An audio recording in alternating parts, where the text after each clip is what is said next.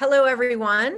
My name is Andrea Hutter. I'm a licensed acupuncturist in Manhattan Beach, California. And I'm here today with Dr. Rachel Strass, Doctor of Oriental Medicine in Annapolis, Maryland. We're here to discuss how to thrive during and after a pandemic, a 5-element approach. Dr. Strass, this past year has been an unprecedented time, bringing us the challenges that it's brought us have been beyond belief. Yeah, Can for you please sure. give us a brief overview of how this affected our health in a 5-element paradigm? Absolutely. So yeah, this year has been unbelievably difficult for so many reasons. Um, in terms of the 5 elements, I'm just going to bring up a 5-element chart so people can see what I'm talking about. Wait, is that the wrong thing? Sorry. I thought I hit the right thing. Preview. That looked right. Yeah. Oh, Yeah. I did? Because I'm not seeing it. Isn't that weird? Huh. That's so strange. Okay, so the 5 elements, when you're looking at this chart, the blue circle at the bottom left represents the winter time or the water element. And it goes around the circle in a clockwise direction and into spring or wood, which is the green circle, and then fire and summertime, which is the red circle, and earth with late summer is the yellow circle, and then autumn or fall is the metal, which is the white circle at the bottom right. And these are each associated not only with the seasons, but also with emotions. And so I'm just going to give a brief overview of how having an imbalance in your world will create imbalance in your body, because we really do treat the mind and the body as one in Chinese medicine, Oriental medicine. So it's been a real vicious cycle. So you start with the springtime last year, the wood, that green circle. It's normally a time of hope, new beginnings, renewal, new projects. But what happened? Everybody started dying, getting sick and dying all over the world. This was terror. We were absolutely terrified. This was not hope. This is the opposite of hope. This killed hope, and we were filled with fear instead. And that is very destructive to our own internal process that we're going through with nature. We're supposed to be renewing. Instead, people are dying and we're frightened. That's a huge hit. You go into the summertime, the fire element. That's supposed to be a time of joy, laughter, connection, having parties, meeting with friends, going out and doing things together. That did not happen last summer. We weren't traveling. We were barely going to restaurants. Most of the time, they were shut down. Everything was shut down. So people were isolated. People were lonely. They did not have joy in their day-to-day interactions. We're wearing masks, covering our face, not even being able to see the smile of your own children or your mother or your friend. This is hugely, hugely dampening to the spirit. There's no joy. And we need the joy. I can't overstate the importance of it. Right? Then comes August and September, the late summer. This is the earth element. This is the time when we're meant to be reaping the harvest of the wonderful year, remembering all the fun things that we did in the summer. There weren't fun things to remember. There wasn't a huge harvest to reap. There was instead great worry and fear of what the winter was going to bring. This, again, very dampening to us. Obsessive thoughts and worrying are extremely destructive to the earth's energy inside us. And so you see how this vicious cycle is continuing there, right? Now you go down to the metal element, the fall, grief, right? Grief is the emotion that is associated with the metal element. And we had more than our fair share of grief. We had tremendous grief all year, in fact. And that, again, it affects the lungs, it affects the large intestine. We already have a disease that affects breathing. And now you have this unremitting fear and this lack of joy and this obsessive worrying, and it's going to weaken our immune system instead of strengthen it, and it's going to attack the lung most particularly because the lung is associated with the emotion of grief in that metal element. When you come back into the winter, last winter was no place for the rest. You're supposed to hibernate, relax, sleep, be comfortable and comforted during the winter.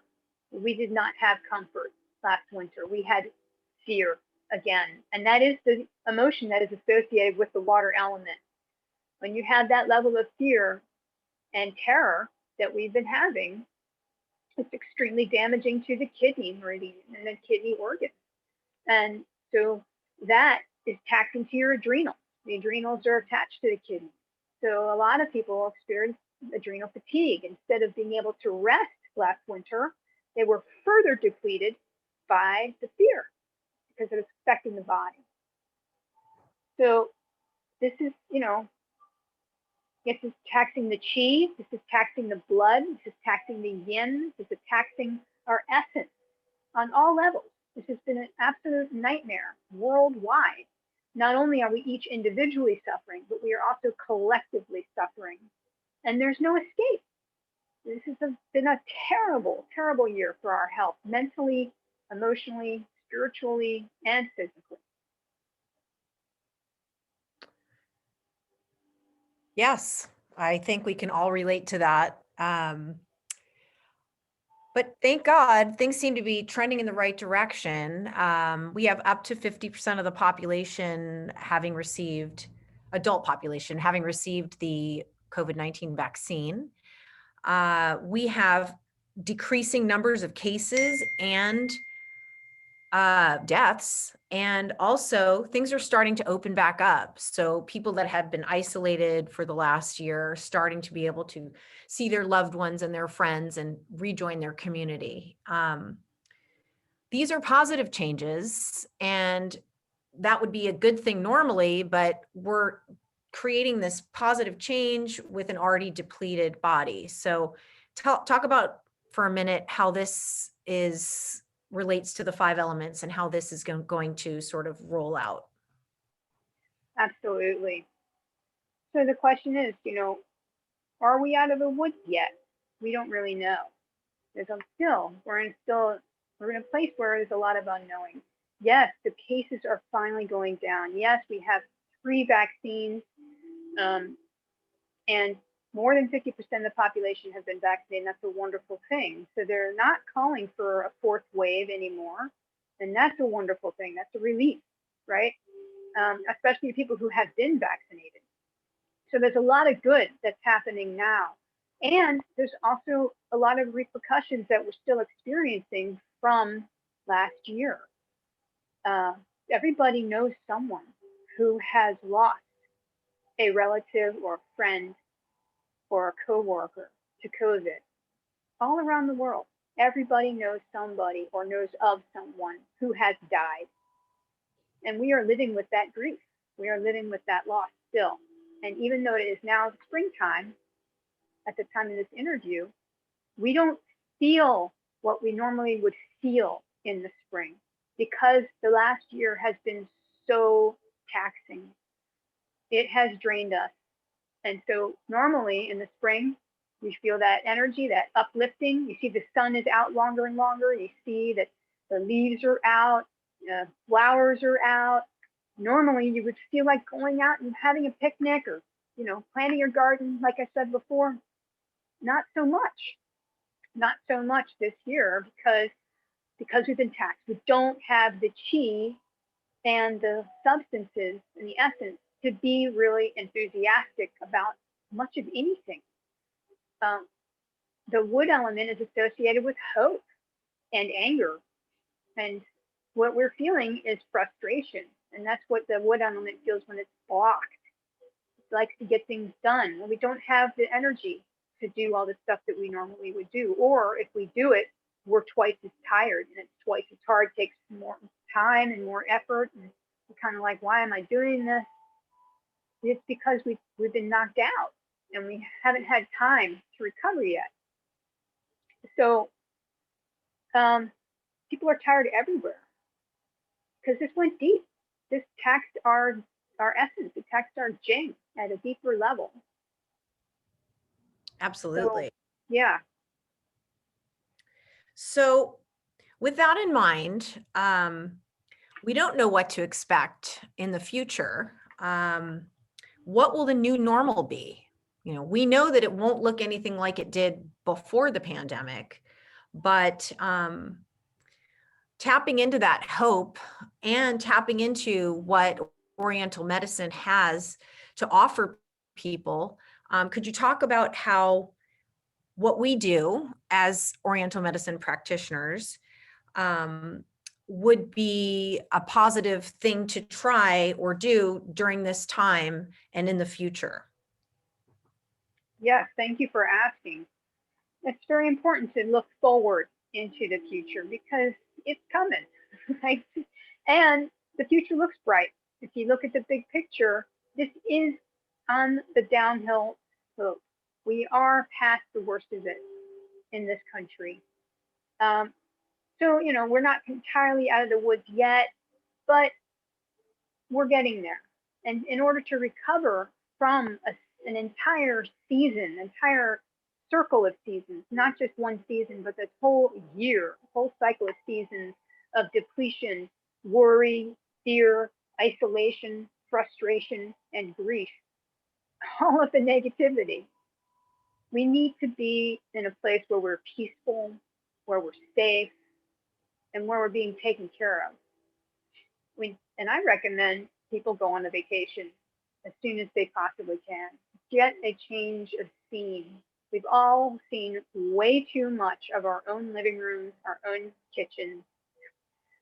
We've been trapped inside for so long.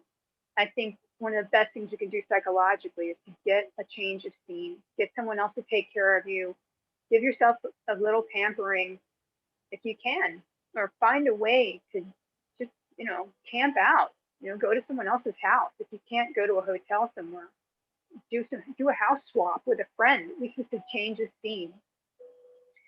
And also, take really, really good care of yourself more than you normally would. I mean, even if you normally eat really healthy, just be that much more aggressive about getting superfoods in. Find a good greens powder. Add spirulina to your morning vitamins. Get treatment. Get acupuncture treatment. Get herbs if you need them. If you've been severely depleted, acupuncture and Chinese herbs may be really, really helpful. Also, getting the right kind of exercise. You don't want to exercise too hard. You want to get movement. It's very important for the circulation of the blood and qi, and to make you feel better, put you in a better mood. But you don't want to sweat heavily. You don't want to be breathing heavily during your workout. So if you're normally a runner and you like to really push yourself, I would say be a jogger this year. Don't be running very hard, or walk, even better. Just walk, notice the trees, look at nature, spend time in nature. Nature is the best healer of anyone. And, Tai Chi is a wonderful way to get movement and to nourish your body and to heal your body. So is Qigong. It's wonderful to do those things. Gentle yoga can also be very helpful. But really, any exercise that gives you joy and does not cause you to breathe real hard or sweat very much is what we're talking about. And not pushing yourself. If you have 3 things on your list to do today, just do one of them. Don't ask yourself to perform the way that you would normally expect yourself to perform. In Chinese medicine, we treat the mind and the body as one. And we are a person living in an environment that is affecting us. So the rest of the world is affecting you. And we must, each of us, remember that we are not unaffected by our surroundings. It's the exact opposite of that. Very interesting. Do you have any resources for people that may not be familiar with Qigong or Tai Chi? Like anything that you recommend? Like, should they go to YouTube, or is it something that you might have on your website as a resource? Certainly, there are some wonderful YouTube videos for Qigong and Tai Chi. They are welcome to go to my website at www.spiritpointhealing.com, and they can connect with me if they'd like to set up a consultation. I'm available for that as well. That sounds great. Let me just repeat that for everybody. Dr. Strass is offering a complimentary 10-minute consultation where she will talk about your custom needs. You can contact Dr. Strass at, like she said, www.spiritpointhealing.com. There you'll find her contact information, her email, her phone. And I cannot recommend highly enough that you contact her. She's an incredible resource. She's a gifted healer. And I think this will really kickstart your journey to the new normal and a state of health and balance. Dr. Strass, I want to thank you for this wonderful time. And I look forward to continuing our dialogue about the healing journey through this really interesting time. Thank you very much, Andrea. It was a pleasure talking to you today. All right, take care. Bye-bye.